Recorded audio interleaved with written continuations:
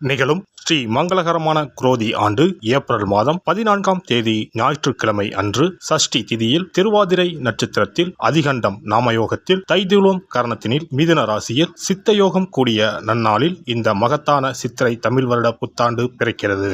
சித்திரை மாத கிரக நிலைகளை பார்க்கும்போது மேச ராசியில் குருவுடன் சூரிய பகவான் உள்ளார். கன்னி ராசியில் கேது பகவானும், மீன ராசியில் புதன், சுக்கிரன், ராகு பகவான் உள்ளனர். கும்பராசியில் சனி பகவானும் செவ்வாய் பகவானும் உள்ளனர். இந்த ஆண்டு சித்திரை மாதத்திலேயே குரு பகவான் 12 ஆண்டுகளுக்கு பிறகு ரிஷபராசிக்கு இடப்பெயர்ச்சி ஆகிறார். 30 ஆண்டுகளுக்கு பிறகு சனி பகவான் மீனராசி சென்று ராகுவுடன் இணைய போகிறார். பிறக்க போகும் குரோதி தமிழ் புத்தாண்டில் 2 கிரக உச்சத்தையும் ஒரு நீசபங்க ராஜயோக கிரகத்தையும் தன்னுடைய கோச்சாரமாக கொண்டுள்ளது. சூரியன் குரு இணைவு மிகுந்த நன்மை தரும். ஆனால் ராகு, உச்ச சுக்கிரன், புதன் சேர்க்கை கொஞ்சம் திகிலாக உள்ளது. அதேபோல் சனி செவ்வாய் சேர்க்கையும் நன்மை தருவதாக இல்லை. எனவே இந்த வருடம் நன்மை எவ்வளவு அதிகம் உள்ளதோ அதே அளவு கெடுதலும் உள்ளது. எனவே அவரவர் குடும்ப பெண்களையும், இளைஞர்களையும், குழந்தைகளையும் நீங்கள்தான் பத்திரமாக பார்த்துக் கொள்ள வேண்டும். இதில் ஒன்றை சொல்லியே ஆக வேண்டும். நினைப்பதை நல்ல செயலாக நினையுங்கள். ஏனெனில் கொஞ்சம் கோக்குமாக்கு யோசனை எட்டி பார்க்கும். வேறென்ன, ஒரு துணையை செட்டப் பண்ணலாமா என்று ரொம்ப நாளாக மனதில் ஓடிக்கொண்டே இருக்கும். இந்த மாதிரி விளங்காத யோசனைகள் எல்லாம் வேண்டாம். செல்வம் செல்வாக்கு பெருக, நல்ல நட்பு கிடைக்க, முயற்சிகளில் முன்னேற்றம், வாழ்வின் அபிவிருத்தி என இவை சார்ந்து சிந்தனை செய்யுங்கள். இந்த வருடம் அத்தனையும் நடக்கும். நல்லன எல்லாம் கைகூடி வரும். சிம்ம ராசி அன்பர்களே, சித்திரை மாதம் முதல் தொழில் குருவாக 10ஆம் வீட்டில் வந்து அமரப்போகிறார் குரு பகவான். தொழில் ஸ்தான குருவின் பார்வை உங்கள் ராசிக்கு 2, 4, 6ஆம் வீடுகளின் மீது விழப்போகிறது. சனி பகவானும் கண்டச்சனியாக அமர்ந்து உங்கள் ராசியை பார்வையிடுகிறார். 10இல் குரு வந்தால் பதவியில் மாற்றம் வரும். தொழில் வியாபாரத்தில் மாற்றம் உண்டாகும். பதவியில் புரமோஷன் கிடைக்கும். சொத்து, வண்டி, வாகனம் வாங்கலாம். உத்தியோக உயர்வை தரும். குருவின் பார்வை உங்கள் ராசிக்கு 2, 4, 6ஆம் வீடுகளின் மீது விழுகிறது. உங்கள் குடும்பம் குதூகலமாகும். பிரச்சனைகள் நிவர்த்தியாகும். பணப்பிரச்சனை நீங்கும். புதிய பதவிகள் தேடி வரும். படித்து முடித்துவிட்டு வேலைக்காக காத்திருப்பவர்களுக்கு நல்ல வேலை கிடைக்கும். புதிய பொறுப்புகள் வரும். இடமாற்றங்கள் ஏற்படும். வெளிநாடுகளில் வேலை செய்பவர்கள் கவனமாக செயல்படவும். மேல் அதிகாரிகளின் உத்தரவுக்கு கட்டுப்படுங்கள். வீண் தர்க்கம் வேண்டாம். வீடு, நிலம் வாங்கலாம். வீடு கட்டி கிரகப்பிரவேசம் செய்யலாம். குரு பார்வையால் குடும்பத்தில் சுபகாரியம் நடைபெறும். 4ஆம் வீட்டில் குரு பார்வை விழுவதால் வேலையில் இடமாற்றம் ஏற்படும். சுகமும் சந்தோஷமும் ஏற்படும். சிலருக்கு வீடு மாற்றம் நிகழ வாய்ப்பு உள்ளது. 6ஆம் வீட்டில் குருவின் பார்வை விழுகிறது. கடன் பிரச்சனைகள் நீங்கும். எதிரிகள் தொல்லை நீங்கும். கண்டச்சனியாக உங்கள் ராசிக்கு நேர் எதிரே சனி பகவான் ஆண்டு முழுவதும் அமர்ந்திருப்பதால் வேலையில் பொறுப்பும், பணியிடங்களில் பேசும்போது கவனம் தேவை. இருப்பதை விட்டுவிட்டு பறப்பதற்கு ஆசைப்படக்கூடாது. சுபகாரியங்கள் நடக்க சற்று போராட வேண்டியிருக்கும். உடல் ஆரோக்கியத்தில் அதிக கவனம் தேவை. சனி தரும் சசயோகத்தால் செல்வம் வீடு தேடி வரும். உங்கள் செலவுகளை குறைத்து சேமிக்க தொடங்குங்கள். சகோதரர்களிடம் அதிக உரிமை எடுத்துக்கொள்ள வேண்டாம். பிள்ளைகளின் எதிர்காலத்திற்காக கொஞ்சம் சேமிக்க தொடங்குவீர்கள். சிலருக்கு காதல் மலரும். திருமணம் நடைபெறும். நீண்ட நாட்களாக பிரிந்திருந்த தம்பதிகள் குரோதி ஆண்டில் ஒன்று சேருவார்கள். குரோதி ஆண்டு முழுவதும் ராகு பகவான் உங்கள் ராசிக்கு அஷ்டமஸ்தானத்தில் பயணம் செய்வார். தனவாக்கு ஸ்தானத்தில் பயணம் செய்வதால் தடைகளை தாண்டி வெற்றி பெறப் போகிறீர்கள். மனக்கவலைகள் நீங்கும். போட்டிகளை சமாளித்து வெற்றி பெறுவீர்கள். இந்த ஆண்டு முழுவதும் பண விஷயத்தில் வாக்கு கொடுப்பதை தவிர்த்து விடுங்கள். எந்த இக்கட்டான சூழ்நிலையும் மன உறுதியுடன் சமாளித்து வெற்றி காண்பீர்கள். மே மாதத்திற்கு பிறகு வெற்றிகள் உங்களுக்கு தேடி வரப்போகிறது.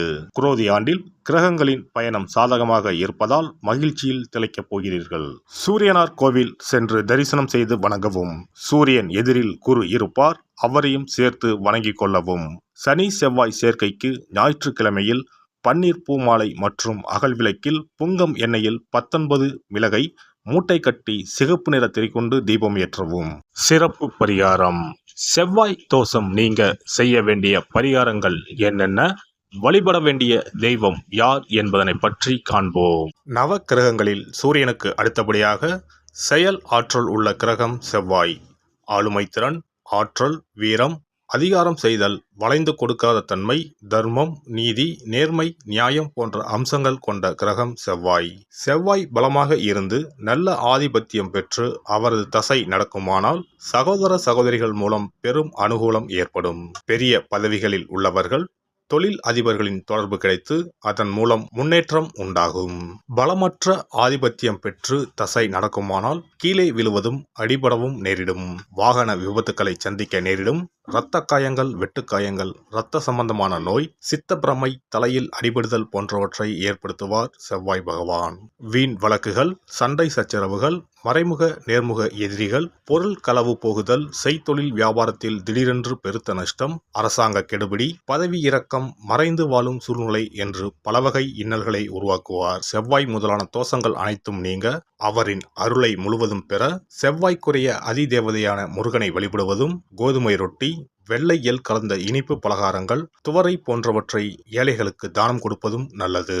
செவ்வாய் கிழமைகளில் விரதம் இருந்து செவ்வாய் பகவானுக்கு விளக்கேற்றுவது, சஷ்டி விரதம், கிருத்திகை விரதம் மேற்கொள்வது, தினமும் கந்த சஷ்டி கவசம் படிப்பது நல்லது.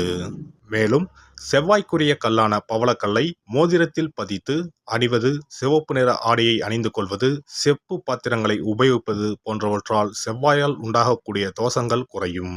செவ்வாய் பகவானுக்கு செய்யும் பரிகாரங்கள் அனைத்தும் முருகனுக்கு உகந்தது என்பதால் முருகனின் திருவருளும் கிட்டும். திருமண வாழ்க்கையில் செவ்வாய் பகவானுக்கு முக்கிய பங்கு உண்டு. திருமணத்துக்கு வரன் பார்க்கும்போது பிள்ளைக்கோ அல்லது பெண்ணுக்கோ செவ்வாய் தோஷம் இருக்கிறதா என்றுதான் முதலில் கேட்பார்கள். அந்த அளவுக்கு செவ்வாய் தோஷம் மிகவும் முக்கியமானதாக பார்க்கப்படுகிறது. ஒருவரின் ஜனன ஜாதகத்தில் லக்னம், சந்திரன், சுக்கிரன் ஆகியோருக்கும் செவ்வாய் இருக்கும் இடத்திற்கும் உள்ள தொடர்பை கொண்டுதான் செவ்வாய் தோஷம் ஒருவரின் ஜாதகத்தில் எந்த அளவுக்கு வலிமையாக இருக்கிறது என்பதை கணிக்க முடியும். செவ்வாய் தோஷம் இருக்கிறது என்றால் நம்பிக்கையோடு மிக எளிய பரிகாரங்களை செய்வதன் மூலம் தோஷ நிவர்த்தி பெறலாம். செவ்வாய் தோஷம் என்பது திருமண தடையை ஏற்படுத்துவது மட்டுமல்லாமல் மேலும் பல இடையூறுகளையும் ஏற்படுத்தும். எனவே செவ்வாய் பகவானை செவ்வாய் தோறும் செவ்வாய் ஹோரையில் வழிபடுவதும், செவ்வாய்க்குரிய கடவுளான முருகப்பெருமானை 9 நெய் தீபம் ஏற்றி வழிபடுவதும் செவ்வாய் தோஷத்தினால் ஏற்படக்கூடிய அசுப பலன்களின் தாக்கத்தை பெரிதும் குறைக்கும் என்பது ஐதீகம். செவ்வாய் தோஷம் ஒருவருக்கு இருந்து ஒருவருக்கு இல்லை என்றால் திருமணம் செய்யக்கூடாது என்பது சாஸ்திரம். இருவருக்கும் இந்த தோஷம் இருந்தால் திருமணம் செய்து வைக்கலாம் என்று சிலர் சொல்வார்கள். ஆனால் பொதுவாக தோஷம் ஒருவருக்கு இருந்தாலும் சரி அல்லது இருவருக்குமே இருந்தாலும் சரி, தக்க ஜோதிடர்களை ஆலோசித்து முறைப்படி பரிகாரங்கள் செய்வதுதான் சரி. செவ்வாய் தோஷத்தால் திருமண தடை உள்ளவர்கள் வைத்தீஸ்வரன் கோவிலுக்கு வந்து அரச மரத்தடி விநாயகர் ஆதி வைத்தியநாதரை வழிபட்டு ஆலமரத்தை சுற்றி வர வேண்டும். வைத்தியநாத சுவாமி, தையல்நாயகி அம்மன், செவ்வாய்க்கு அதிதேவதையான முருகப்பெருமானை வழிபட வேண்டும். சன்னதியில் உள்ள செவ்வாய் பகவானுக்கு சிகப்பு வஸ்திரம் சாத்தி அபிஷேகம் செய்து பரிகாரம் செய்ய தடைகள் நீங்கும். இந்த வீடியோ பதிவு உங்களுக்கு பிடித்திருந்தால் லைக் பண்ணுங்க, கமெண்ட் பண்ணுங்க, ஷேர் பண்ணுங்க, மறக்காம சப்ஸ்கிரைப் பண்ணுங்க, பக்கத்துல இருக்கிற பெல் பட்டனை கிளிக் பண்ணுங்க. நன்றி, வணக்கம். ஓம் நமச்சிவாய. சிவாய நம.